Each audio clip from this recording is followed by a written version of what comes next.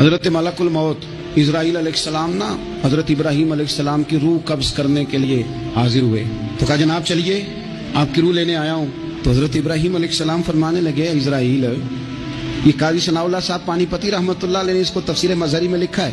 حضرت ابراہیم خلیل اللہ علیہ السلام فرمانے لگے اسرائیل کیا کوئی خلیل بھی اپنے خلیل کی روح قبض کرتا ہے؟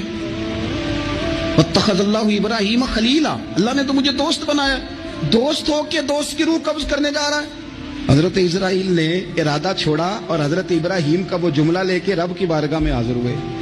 عرض کی مالک جناب ابراہیم علیہ السلام نے فرمایا ہے کہ اللہ کی بارگاہ میں عرض کرو کہ مالک کیا کوئی خلیل بھی اپنے خلیل کی روح قبض کرتا ہے؟ تو رب کریم نے فرمایا اب میرا بھی پیغام جا کے جناب ابراہیم کو دے دو، ان سے جا کے کہو رب فرماتا ہے کیا کوئی خلیل بھی اپنے خلیل کی ملاقات کو ناپسند کرتا ہے؟ آپ کو تو ملنے کو بلا رہے ہیں، موت تو ایک پل ہے، یہاں سے گزریں گے تو جا کے محبوب سے ملیں گے. تو کیا کوئی خلیل بھی ناپسند کرتا ہے کہ وہ اپنے خلیل سے ملاقات نہ کرے؟